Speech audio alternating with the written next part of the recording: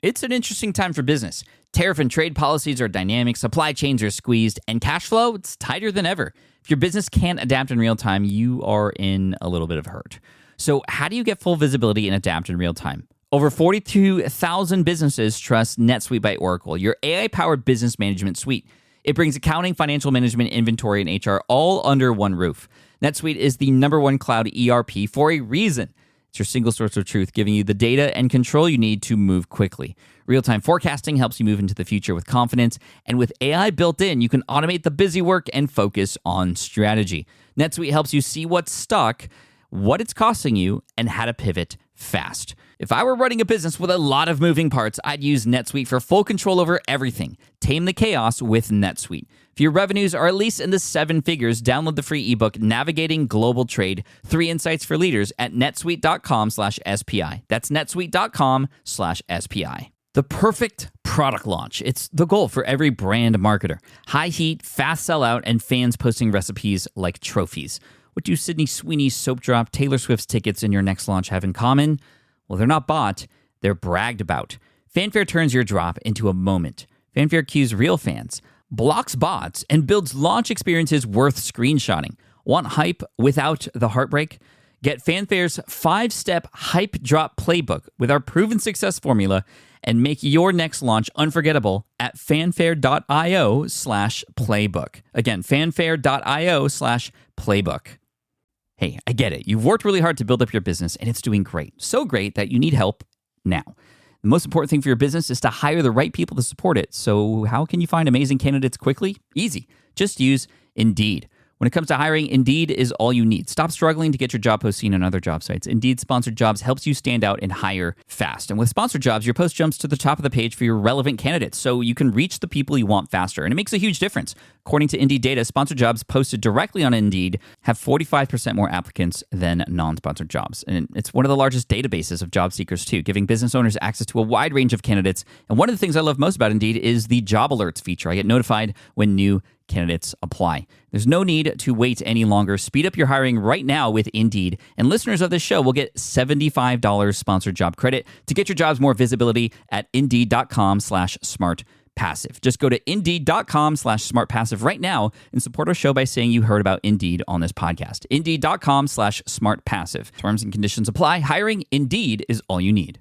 So here's what's interesting, and this is research-based. This is not just my experience alone. Mm-hmm. But I think we can all agree men and women in general are wired differently. And women generally are very, very relational. So we value ourselves by our relationships as a mother, as a sister, as a daughter, as a friend, as a wife, and so on. Well, this is great in business because we are amazing at customer service. You don't have to tell a woman how to take care of people, because that's what she does. That's who she is. It's like telling a fish to swim. Like, this is who we are. Mm-hmm. However, being wired relationally tends to pose some challenges when relationships are at play in business. For example, pricing. You're listening to Christy Wright, a good friend of mine from Business Boutique. Business Boutique is also an event that I spoke at that is run by Christy and her team over at the Dave Ramsey Group.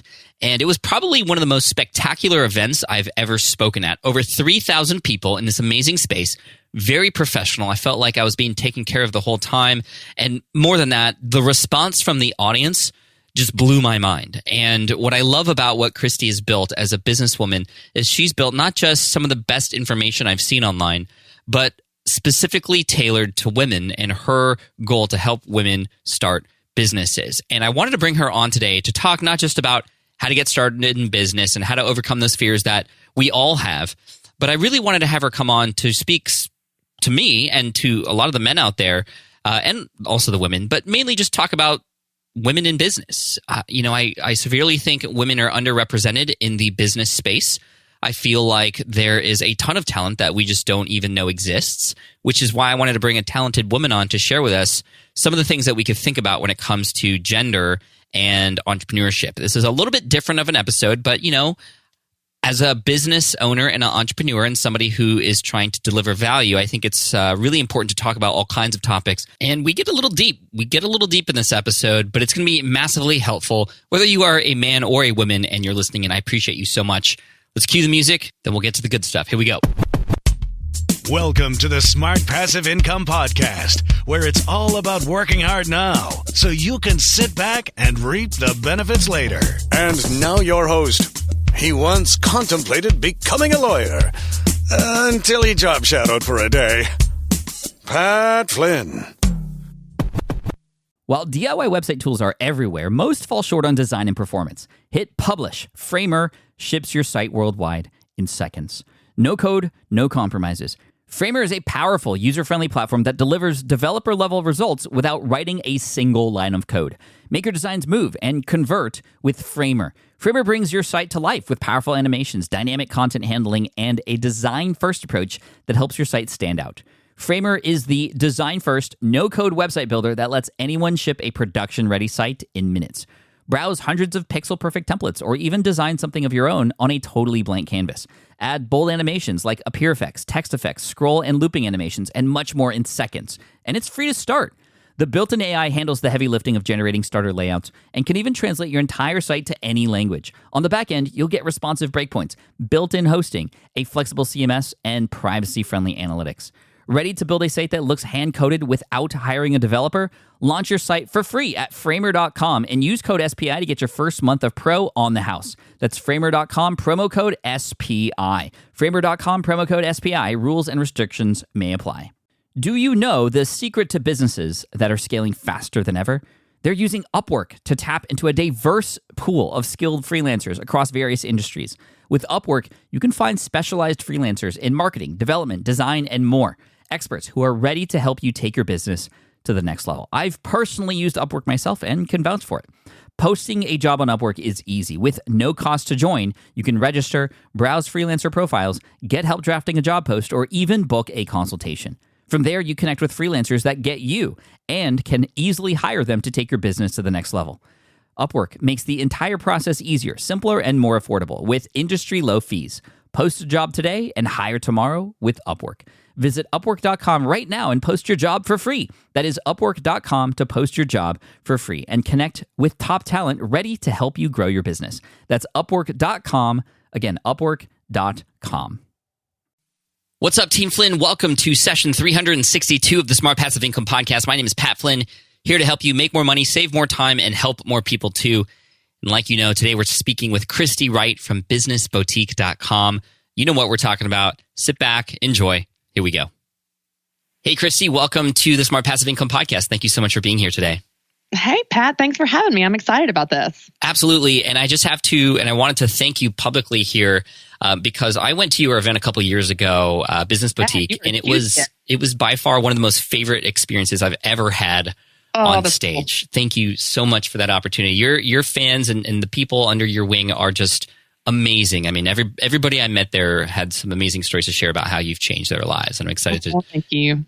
dig into that. Huge hit. It's a really special tribe. It's amazing. It's this like close-knit family, you know, and I'm sure you experience this even with your listeners as well, where you kind of lock arms and you say, you know what, business can be lonely, but it doesn't have to be. And we're going to do this together. So we loved having you. And of course, we've had you on the podcast and you're just such a huge hit with our tribe. So we're always so grateful for you. Thank you. And what I loved about the event that was very different from the hundreds of others that I've been at was that you had a row of vendors outside of the main stage.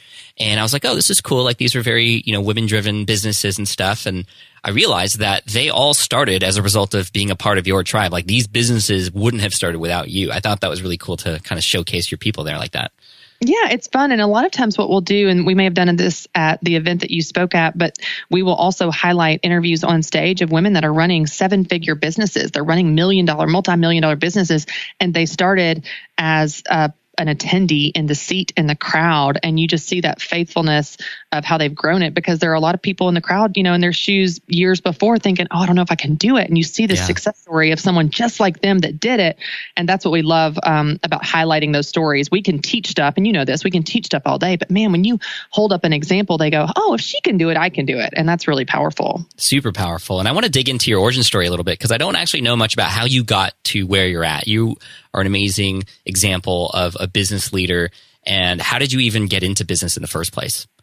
Well, it's funny. I think it's interesting how in life, and I'm in my mid-30s now, depending on your listeners or their age, but at any stage of life, you might be going through something and thinking that it doesn't have a lot of purpose, or you've just got to, get through this tough season or whatever. But in hindsight, you start to see patterns. And I think that's what really happened for me about 5 years ago, where I just consistently saw this pattern of business.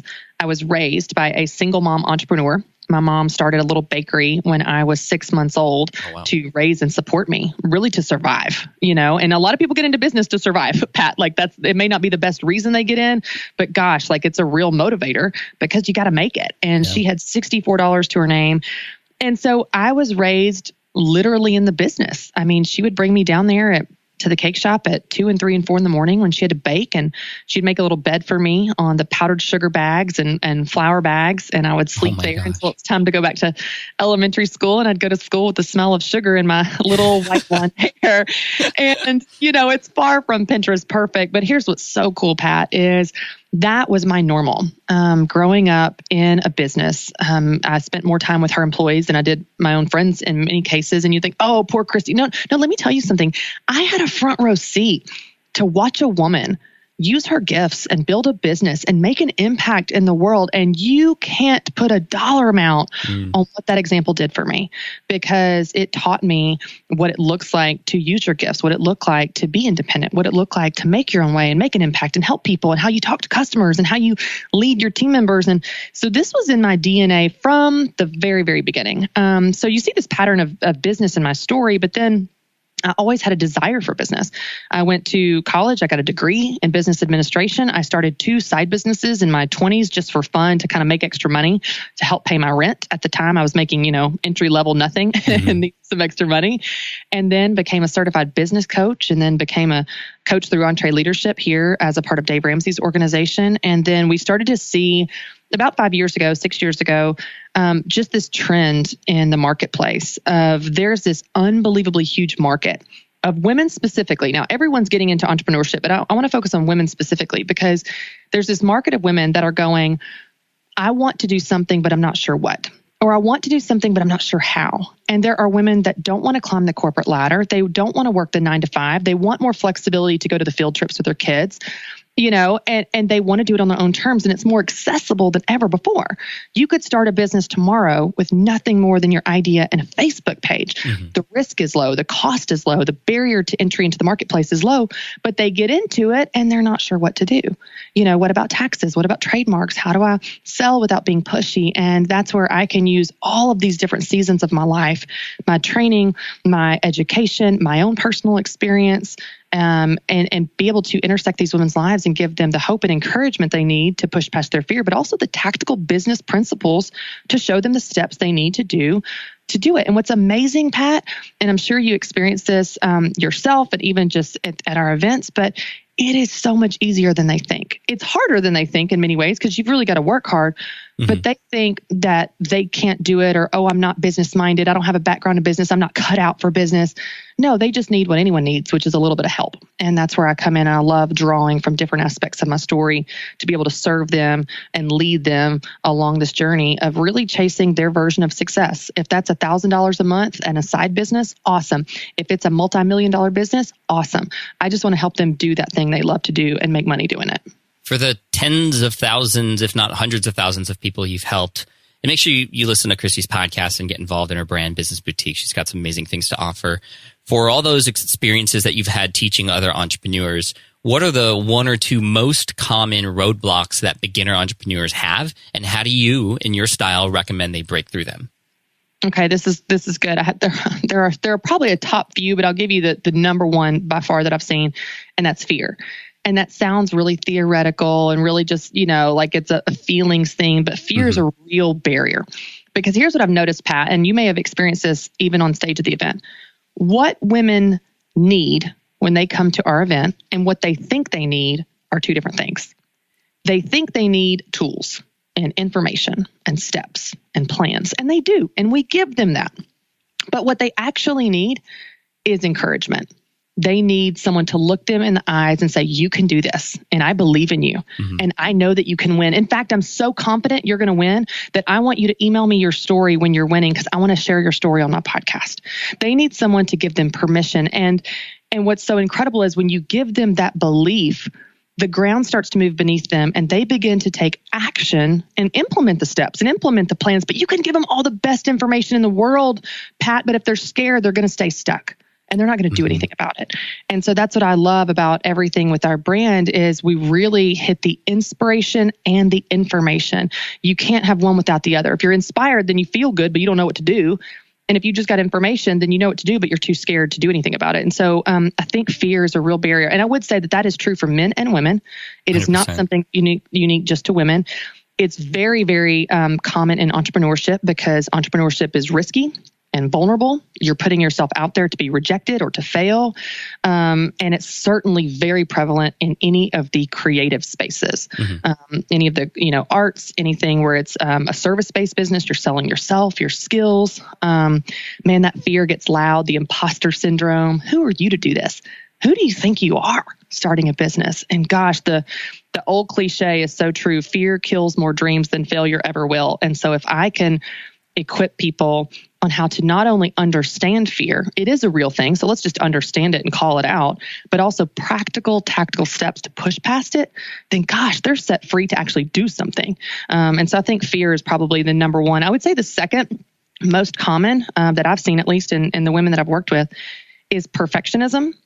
And it's this idea that I've got to get it perfect before I launch. I've got to get the website perfect before I put it up. I've got to get the product perfect before I ship it. I've got to get the business perfect before I tell anybody about it. And Pat, you and I both know there's no such thing. Nope. There's no such thing as perfect. Like it's the most ridiculous lie that we all believe and stay stuck with. And if I can help people understand that business is a conversation with the marketplace. And a conversation means two people are talking. So if you're going to have the marketplace respond to you and your business and your product and your service and your idea, you've got to put something out there, which means you put out the 1.0 version. The iPhone started with an iPhone 1. You've got to start somewhere. So you put out the crappy best version you can come up with. The marketplace responds says, hey, a little more of this, a little less of this. Hey, you know what would be so cool is if you added this, and then you know what they need.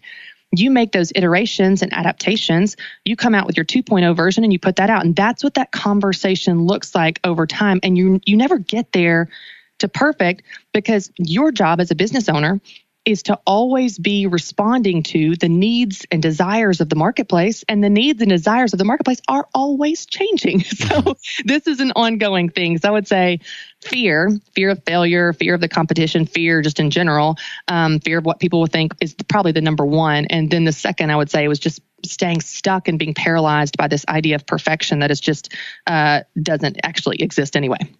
Yeah, I can vouch for both of those on my end as well. And the fear especially. And for me as a man, I know that I have certain fears that relate to like, men are like, okay, we have to be the breadwinner. And, if we're not, we're letting our families down. And those are kinds of things that I think of. Are there any unique fears that are women specific that I and the men listening to this might not even know exist? Yes, I would love to talk about this. So here's what's interesting, and this is research-based. This is not just my experience alone. But I think we can all agree men and women in general are wired differently. And women generally are very, very relational. So we value ourselves by our relationships as a mother, as a sister, as a daughter, as a friend, as a wife, and so on. Well, this is great in business because we are amazing at customer service. You don't have to tell a woman how to take care of people, because that's what she does. That's who she is. It's like telling a fish to swim. Like, this is who we are. However, being wired relationally tends to pose some challenges when relationships are at play in business. For example, pricing or setting policies to protect yourself when you've got crazy customers, or standing your ground, or setting yourself apart from the competition. How do you sell without being pushy? Well, I don't want to get on people's nerves. Well, I don't want to hurt, I don't want to annoy someone. Well, I just, and so you start to see these unique challenges that we have, but it doesn't mean that we can't overcome them. Again, you need to understand them and develop those muscles and those skills.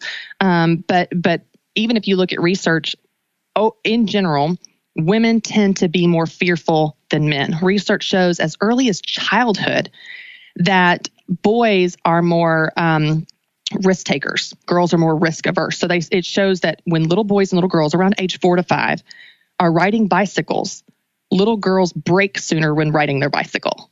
Now, this is fascinating to me because you think of the implications of this as grown men and women in business. Okay, well, then you also look at, it says in this research that I studied, little boys are slower to learn from calamities. Can I get an amen from the boy parents out there? I can vouch for that too, yeah. They tend to attribute their mistakes to an outside source. Oh, it must have been a rock in the road. That's why I wrecked my bike. Couldn't have been me, right? Whereas little girls tend to internalize their mistakes. I am the problem. Something's wrong with me. Little girls also, it shows, never want to make the same mistake twice. So boys can fall down and get back up and think, oh, okay, I'll try this again. And little girls like, I'm never going to do that again. Now, let's fast forward again to being grown men and women in business. I can tell you, Pat, from experience, that I've shared this story before. I don't know if I've shared it with you, but about 10 years ago, I had a speaking event where I bombed. Like it was every speaker's worst nightmare. So awful. I wanted to disappear in front of the audience. I just totally bombed. Mm-hmm. So I drove home from that event. It was 6 hours away in a rental car. And I cried the whole drive home. And you know what I told myself? Never again. I will never speak again. I will never walk on another stage, because that's what pain does. That's what failure or falling down does. It makes you want to protect yourself against that. And again, women tend to internalize that and think, I never want to make the same mistake twice. Now, thank God I didn't let that happen. And I've, pursued a speaking career and so on. But I think a lot of people actually let those failures or fall downs or setbacks define them. And if we can understand that as women, we tend to be more fearful, we tend to internalize setbacks more, then we can just be aware of that. And then we can fight against it. When I have that voice in my head say, who are you to do this? I can identify, oh, that's the imposter syndrome. I don't have to listen to that. Mm-hmm. That's a thing. And that doesn't have to hold me back. So just having the information can really equip you to do something different about it. You don't have to be a victim to that mentality, or even just maybe some of the challenges we face and how we're wired, because we all have strengths and weaknesses. But if we're aware of it, we can grow and become mature and grow beyond that. For sure. And I love that we're discussing this, and a lot of the things we're saying are quite general, but, you go out there and you can actually confirm a lot of this stuff. And there is studies that have been done about this. But I love this topic because I think it's a topic that especially men like myself, we kind of avoid sometimes, or we don't even realize how important it is to understand how women are thinking. And I went to a event once, and I went inside, and it was like all men. And I was like, guys, if you share this, you're going to get a number of women who are going to speak up and say, where are the women being represented in this situation? It wasn't even a male-specific thing on the surface, but it was when I went inside. And I just knew. And then, of course, once we started sharing photos, it was like, okay, great, but where are the women? And I think that's something that we need to be more attuned to. And I know this may cause some controversy in terms of, comments or what people think, but I just want to open up this discussion, which is why I'm happy you're here to talk about this. And, I even have more to understand as well, about this. So as a woman, or the women listening to this, so we've discovered a little bit of the challenges. What might be, and you've discussed this a little bit, some of the other advantages, and ways that men and women can both sort of complement each other, do you think? Yeah. And I think, in our highly, highly polarized world, it's easy to take any one line or any, even one topic and take it out of context and draw 57, conclusions that are not helpful. So, So let's just say this. I think, my personal opinion, Pat, is that there is a time and place for both. There is a time and place for equal representation in business, in conferences, on the stage, on the media, for sure. And I also love that you have organizations that are only male or only female. That's what I love about Business Boutique. Let me tell you, something special happens when you get 3,000 women in a room and they feel the safety and the camaraderie of that sisterhood. There's something so intimate and special about it also. So I think there's a place and time for both. I think this is not an equal pay conversation. This is not an equal representation conversation, but it really is understanding how we can learn from each other and leverage each other's strengths. But in order to do that, you need to be having the conversation and be in the same room. You need to have the right people at the table. And I think it's a huge miss when we don't understand the value of that equality, and we don't understand the value of having both genders represented in these conversations. I will say too, and you want to ruffle some feathers, Pat, let's just ruffle some feathers. I don't think any woman should be promoted because she's a woman. I think she should be promoted because she's the best person for the job. And that may make some people mad, and that's fine.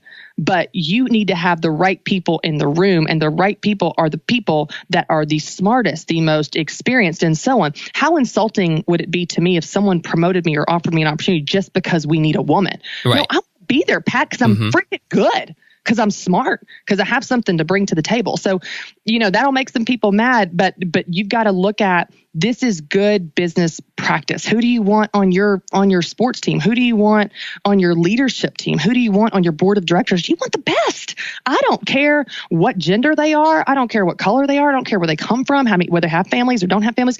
I don't care. I just want the best people. And I think that if you want to build a business, then you need the best people there. And I'd be willing to bet there are a lot of women that are the best people that might be overlooked simply because, they may be in a heavily male-dominated industry, or they might be, that's just kind of the status quo. So it's definitely something we need to open our eyes to, but not get so extreme to say, well, we just need to, poor women, poor women. No. Right. Hey guys, on our charts, we only have 20% women in our company. I think we need to bring that up to 30 because that's what the state requires, all that kind of talk. And we see this in a lot of the startups that are happening today, conversations around gender and race and those kinds of things. And I love what you just said about, let's just hire the best. And the best can be male or female or any race and color. Well, and it's a great, let's just say this, it's a great time to be a woman. It's a great time where we're finally, because of a lot of the stuff that's been going on in our news headlines and politics and so on, where there is more awareness, there is more opportunity, there's more money, there's more funding available than ever before. And we still have a long way to go. Yes, I know that. But let's celebrate where we are. Let's celebrate the victories that we have along the way and just say, okay, what door can I knock down for myself, or how can I get my business in this space or grow something, beyond what's been done before. And so it's just a really great time for your women listeners that are listening, thinking, I want to go after this grant, or I want to go after this funding, or I want to start this business. And I feel intimidated in this space. There's a lot of support from women organizations and advocates for women leadership and women in business. So it's a really great time anyway, to do it because of all the things that have been going on. Thank you, Christy. I'm curious, as an entrepreneur who targets mostly women, although I remember being at the event and seeing a number of men in the audience too. Like, you don't necessarily 100% exclude men. It's just more women are attracted to the way that you teach and who you're targeting. For the women in the audience who are targeting other women, do you have any specific advice for them? Is that a good route to go versus let's share my information with both males and females because it can pertain to both? Or do you find that there is an advantage in focusing on one gender mainly in your marketing and such? Yeah, I actually got this question. It's funny, Pat. I was up in New York doing a media hit for Cheddar TV. It's actually hosted on the New York Stock Exchange floor, which is so cool and so intimidating. And they asked me this question about gender, but they asked it in a very we're not supposed to raise our boys to be boys and girls. It was kind of a trapping type of question about gender, with all this stuff. And I said, here's the thing. It has nothing to do with gender in the sense of there are business principles for women and there are business principles for men. That's not what I'm saying. It's all about knowing your target market. So what I would say for your listeners is figure out who your target market is. Who is your ideal customer? Who is that perfect person that can benefit from your business? And it might be specifically female or specifically male, and it might have nothing to do with gender, but you do need to know who they are. Because if you don't know who your business exists to serve, then I promise you're not reaching them. And so what I found is that my ideal customer, our primary target market, for example, are women. But we actually have a secondary target market, and our secondary target market are men. And we identified this through actually after our first event in 2015 and 2016. We were selling tickets to this 2016 event, and we kept getting all these testimonies from women that came to the event saying, oh my gosh, my husband bought me a ticket. My husband bought me a ticket. It was the best Christmas gift. My husband bought me a ticket. It was the best birthday gift. My husband bought me a ticket. On and on and on. We're like, hey, maybe there's something here. Men buying their wives tickets. So you better believe in May, we ran a Mother's Day campaign. Hey, buy a ticket for your wife. It's the gift that says, I believe in you. And so we have a secondary target market. Now, here's the incredible insight into that, because we take the time to get to know our customer. Typically, or there's a large percentage, I'll say this, there's a large percentage of women in the business boutique market that just struggle to believe in themselves. They are stuck in the starting phase or the dreamer phase, or even if they're builders and they're growing businesses, they just don't have that confidence. They would never buy a ticket to an event that's $130 because they don't believe in themselves that much. Oh, that's a waste. They would spend it on their kids or their husband, but they wouldn't spend it on themselves. It feels very selfish. Again, this is all the psychology of how they are wired and also how they view themselves in their business.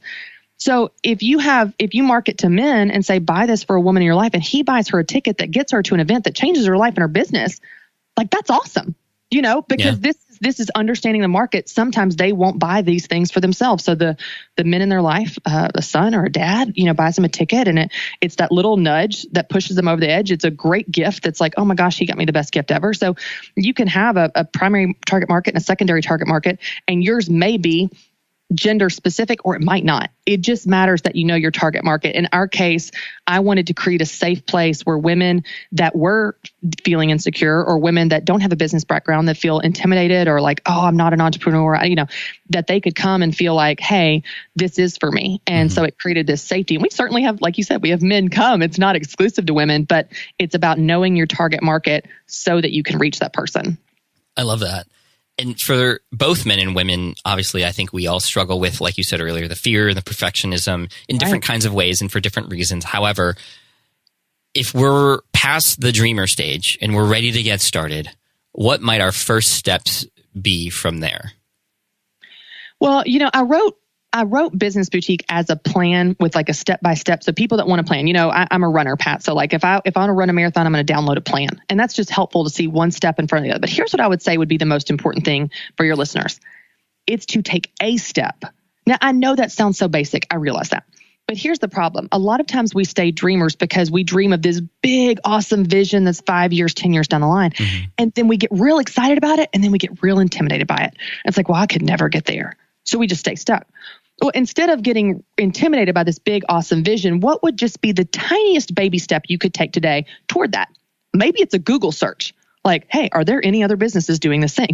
Or is this URL available? Or, can I get a retail storefront in my town? Whatever your thing is. It might be the most simple, unimpressive thing. But what I remind people all the time is the impressive things in life always start as unimpressive things. Dave Ramsey started his business that is a multi-$100 million business on a card table in his living room. Sarah Blakely started Spanx by cutting the feet out of her pantyhose. Like, we all start in unimpressive situations, but if you take that tiny baby step, what happens is you get confidence and momentum, and that fuels you taking the second tiny baby step and the third tiny baby step and the fourth and so on. So I don't know what your idea is, and you don't have to follow the Business Boutique book, and you don't have to follow that plan. If you want that, that's there. But all I really care is that you take a step, because one step will fuel your confidence and momentum for the second. So maybe it's a Google search. Maybe it's reaching out to a key relationship in your area. Maybe it's looking for, production for whatever type of product you're going to create. It doesn't matter. But if I was going to challenge your listeners with like, here's your takeaway. Here's your homework for today. Figure out what your first baby step is. What is the lowest hanging fruit? What is the quickest win that you could do today? That though it may be very small, will fuel the second step. And the third, then that person says, hey, you need to call my friend. She's a graphic designer. Hey, I've got an attorney. Hey, you know what? So-and-so has some unused space and you could totally rent that. And the ground starts to move beneath you. But it doesn't happen if you don't take that first step. So I know it sounds so simple and basic, but taking action is the best thing you can do, because it begins to fuel more action. It also, by the way, is the best way to combat fear. The antidote to fear is action. Nothing will silence your fear of doing the thing like doing the thing. So go do the thing. Figure out what your baby step is and take that tiny step today. I love that. We heard something similar when we had James Clear, New York Times bestselling author of Atomic Habits, how we have these big goals that we have and big habits that we want to form. It's that little tiny mini baby step that actually gets that going. So if you want to start running every day, just make a habit of having your shoes ready when you wake up right there in front of you. And that's it. So it's the very same exact thing like we're talking about with entrepreneurship. And you look up one day a year from now and you're going, oh my gosh, I'm doing it. But it didn't happen with this giant, terrifying leap. It didn't happen with this big, huge Jerry Maguire moment. You walk out, you grab the goldfish and say, who's with me from your corporate job. It doesn't happen like that. Usually it happens with one little Google search and setting your shoes out and making that contact. And then you look up and you go, oh my gosh, I'm doing it. But you have to do those small things in order for the big thing to happen. Another important component of building your business, as you've mentioned earlier, and as I share all the time, is the conversations and the relationships that you're building from the start with your audience, your prospective customers, and also other people in your space. And you seem to have this really amazing knack of listening to your target audience. What mechanisms do you have in place to be able to listen to them? That's good. Well, I will say I talk to them every day in different ways. Now, you've challenged me on this, Pat, because you actually call your listeners, which I think is just fascinating. And I always say I'm going to do it, and I haven't done it, but I need to do it. Baby steps, just one person, right? There you go. But here's what I do. I have a coaching group called the Business Boutique Academy, and this is my subscription site. So I train them through weekly trainings, and then we have a regular check-ins throughout the month through live video feedback. So I actually just had that this morning, and I have them on a regular basis. But this gives me ongoing feedback to hear how they're doing, what their frustrations are, what they're going through. And so I very much know the voice of my customer because I talk to them all the time and so on through live chats and that kind of thing. And then of course at events, like you'll talk to people after events. So mine is more informal and organic. I wouldn't say I have a structure in place to hear from them, but here's what I think is maybe more important than having specific structures in place. You need to do it, but how you do it, I don't really care. What matters is that you actually pay attention to what they're saying. And don't just take it at the surface level. Think like the most curious person you can be and ask why and tell me more about that and why and dig. So if your customer or your client or your listener or your fan, whoever says something, don't just take it at the surface level and write it off like, oh, well, here was their answer, or here's their feedback on this product, or, whatever their experience. So tell me more about that. Well, why was that? Well, how'd that make you feel? I'm a coach, by training, and also I'm just very intuitively good with people and picking up on nuances. But if you can learn these skills of asking the right questions and digging with people, you will get incredible insight about who they are and how they think and what makes them tick. And you will begin to understand not just how they're wired, but you will understand how to speak to them, because so many people just operate at the surface level. Well, I need more money for my business. I'm going to go make more sales. And they stay in this cycle at the surface. But if you can get to the lower surface, well, why do you need more money?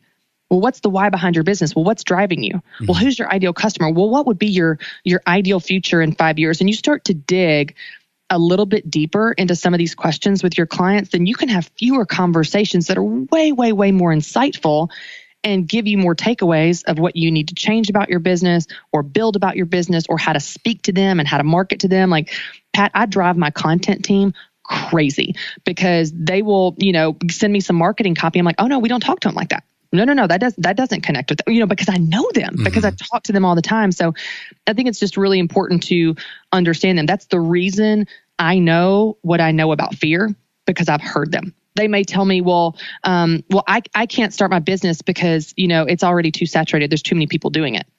Well, tell me, why is that? Well, what's your business? Well, is anybody doing it in your town? Well, can anybody do it like you do it? Like, when you dig, you start to realize, oh, it's just fear. And so you will get such incredible insights from your market, and you will have not only more tools in your tool belt for building your business and ammo for your marketing, you'll also just build such an intimate relationship with them. It's the reason that women that are a part of Business Boutique will be like, I feel like we're best friends. Well, because we are. That's not a marketing technique. That's that's not manipulation. I really know you, and I really love you, and I really care about your success. And I will do anything I can to help you succeed. And she knows that, and she feels that. And so your relationships with your customers becomes so much more intimate and special. They're more loyal customers. They're going to spread word about you. So it's good for them and good for you when you really take the time to ask the right questions and just gather insights. Don't just get their answers. Gather insights about who they are and why those things are true for them. Be genuinely curious. That's what you said. Yeah. And I think that's really the secret. Especially if you are doing research with your audience, be curious. And that's going to define what those follow-up questions are going to be. For me as a podcaster, I always approach every interview as very same way. Be curious. We didn't write these questions down ahead of time. I knew these topics that we were going to discuss, but these follow-up questions are literally a result of just me wondering more. And the next thing I'm wondering about, Christy, to transition back to some of the things that you mentioned earlier, is you mentioned that you said that this is very women specific, but I know I also have this issue. So it's likely universal for many. Maybe it's an introvert thing. I don't know. But you had mentioned, you are somebody who loves to show people how to be a salesperson without being too selly. Yeah. And what are some strategies that you have to ensure that when we are offering our solutions to our audience, we can get in front of them, but not get in their faces, I guess? Yes. So here's what's interesting. And I actually listened to a podcast on a run. This was like a while ago, probably a year or more ago, where you were on a podcast with Shailene Johnson. And I think either she was on yours or you were on hers. I can't remember. But y'all were talking about sales. It was so good. It was just brilliant. I loved it. But this is such a great thing to talk about because I don't know if you're like this, Pat, but I teach on things that I struggle with myself. Mm-hmm.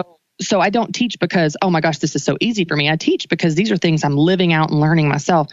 And here's what I've noticed when it comes to sales. And it doesn't matter the business. It doesn't matter your personality style. Sales is a skill. It's a skill that can be learned. So it doesn't matter if you're an introvert, extrovert. I use the example of my husband. My husband, Matt, is so opposite from me, Pat, like a lot of married couples are. He is introvert, quiet, steady, patient, all the things that I am not. And you know what? After 7 months of pursuing me and 7 months of me turning him down, that man closed the sale. Like, I am his wife. We are so happy. It doesn't matter your personality style. Like, you can develop the skill of confidence and influence. And I think what it comes down to for a lot of people is they have had a bad experience with sales, and that shaped their idea of sales. And so they don't want to be anything like that. Mm-hmm. But the unfortunate thing is that's not sales. That's certainly not good sales. And so instead of thinking of sales as a sleazy salesperson or a used car salesman, or you've got to be pushy and aggressive and twist people's arms, if that's your idea of sales, of course you don't want to sell. Of course you don't. I don't want to be anything like that either. But what I help people do is I help them reframe their ideas about sales. So instead of thinking of it as you're going to be pushy, aggressive, and twist people's arms, think of it as sharing your heart, sharing your story, influencing, and serving. Now, this sounds really simple, but let me give you, short examples of each. Sure. Influence. How many of your listeners have a close friend? Well, great. You influence someone to let you in their inner circle. How many of you are married? Well, great. You influence someone to spend the rest of their life with you. That's a big sale. How many of your kids ate their veggies last night? Great. You influenced your kids to eat their veggies. That's a big sale. So it's really the business of influence that you do all day, every day anyway, in something you believe in, like your kids eating their veggies. It's also sharing your heart and your story. And when I did research years ago, I asked women how they felt about sales, and all of them said the same thing. Oh, I don't want to be pushy. I don't want to be aggressive. I don't want to get on people's nerves. Well, then about maybe 10 minutes later in the interview, I said, well, tell me, why you do this. Like, tell me a little bit about what does this business do for you? And there was an audible shift in the tone of their voice. And you could hear that they lit up as they described why they love this. One woman that was a photographer said, oh, I just love that I get to capture these moments and memories in families that they're going to treasure forever, from maternity photos to family fall photos to senior portraits. Like, I just love that I get to be a part of capturing these moments forever. One woman told me, she said she made handmade little girls' dresses. And she said, I love going to church on Sunday morning and seeing these little girls twirl around in the lobby, feeling so beautiful in a dress that I made them. And Pat, as they told me that, I wanted to buy a little girl's dress right there. And I don't have little girls, Pat. Got boys. As you share your heart, the sale naturally follows. That is what is the most compelling form of sales is sharing your heart, sharing your why, sharing your story.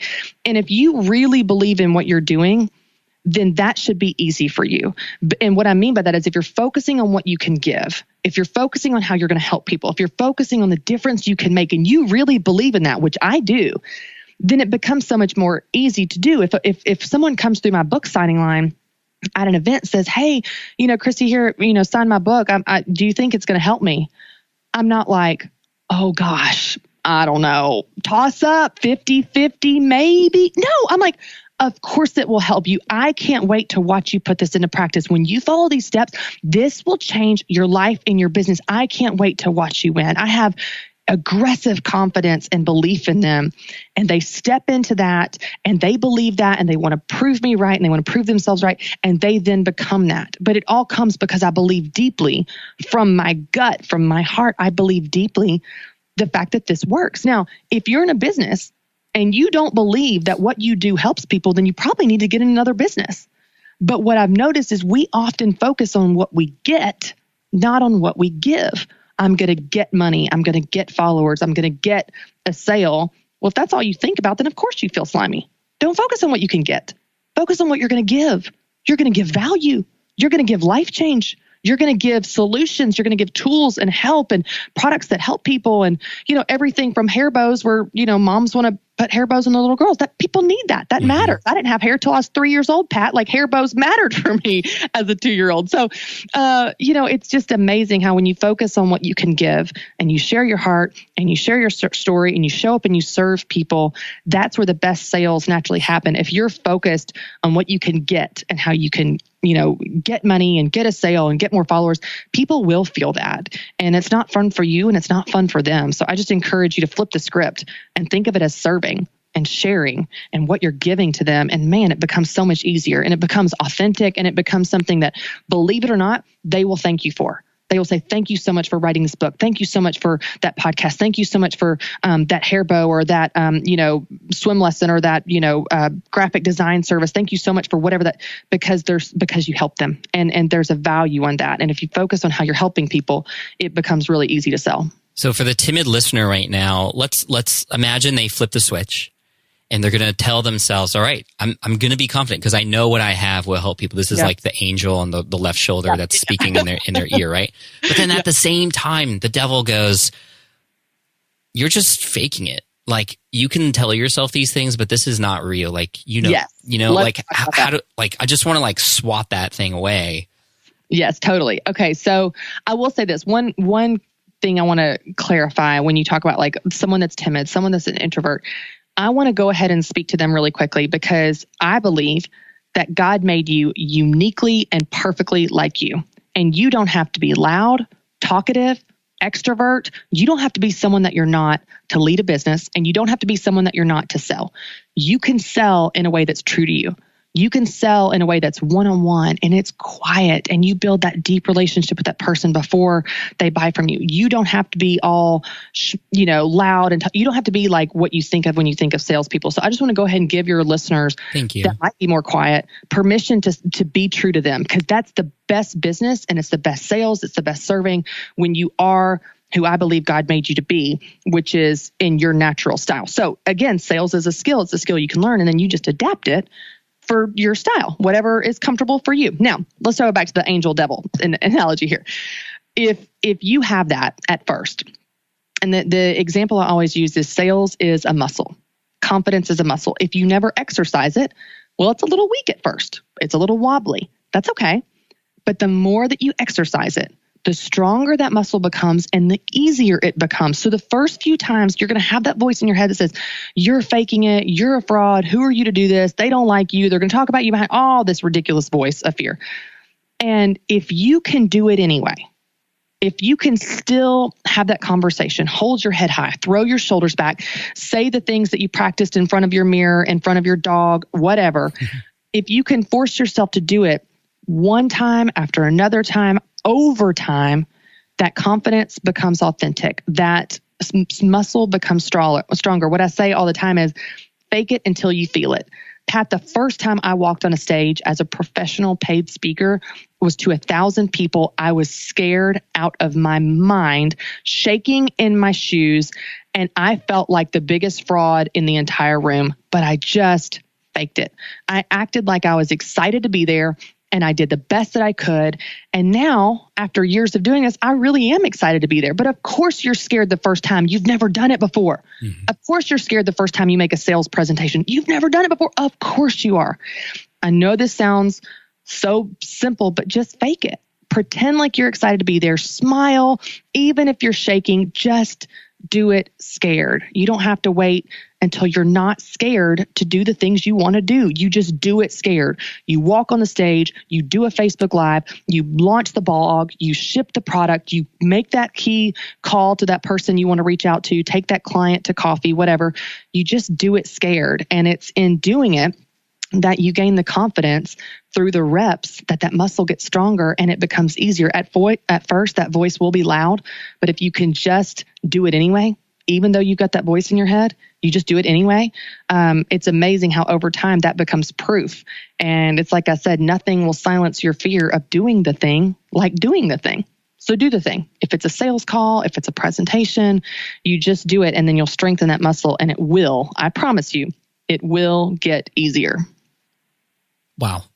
We're going to clip that and share it with everybody on Instagram and, on Twitter, because that's amazing. And if any of you are listening to this and you know that there are other people in your life who can benefit from hearing these messages from Christy today, please share this episode. I mean, this is fantastic. And Christy, I just want to wrap up by saying I appreciate you so much. I'm so thankful to have you in my life as a leader and a prime example of somebody who's leading their tribe in the right way. And I would love for you to speak to the audience now and tell them where they can go get more info and encouragement, inspiration, and information from you.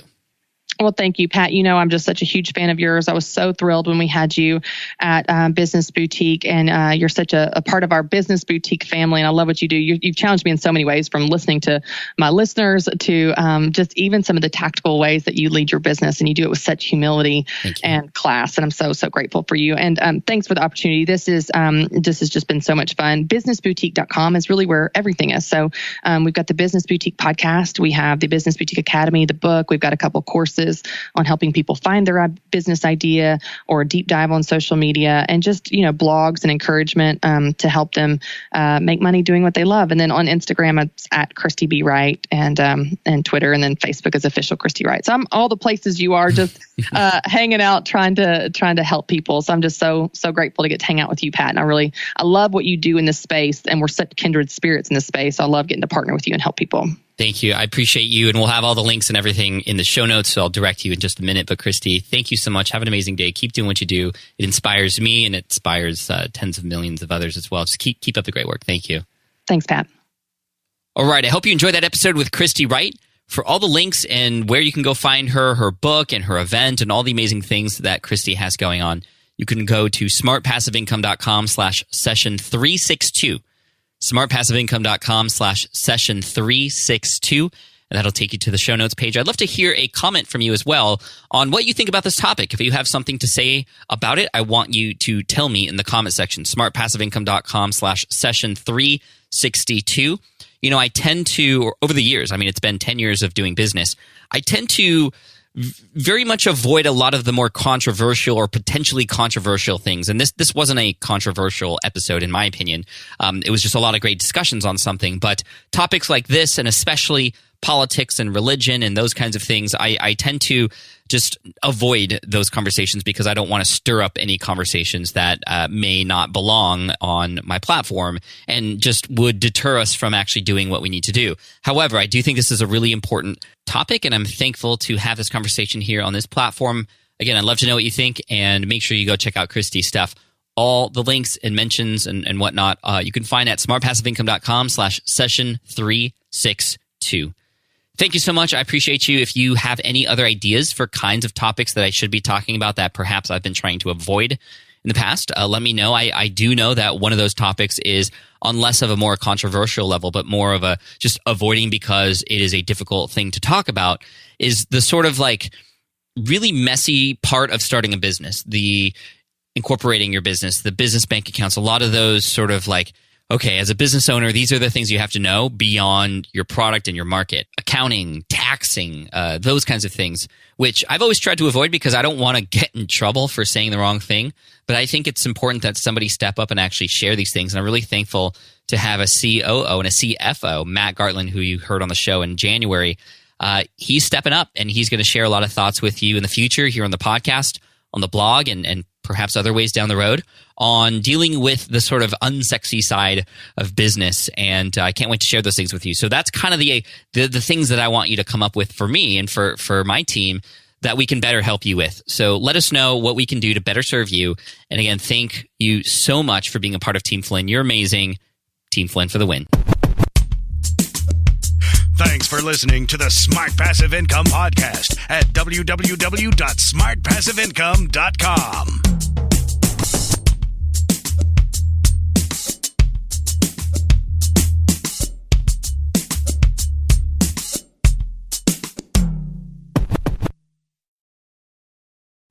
I get it. You want to grow your business, but selling at scale feels overwhelming. You're drowning in complicated funnels, creating different lead magnets, or constantly posting on social media.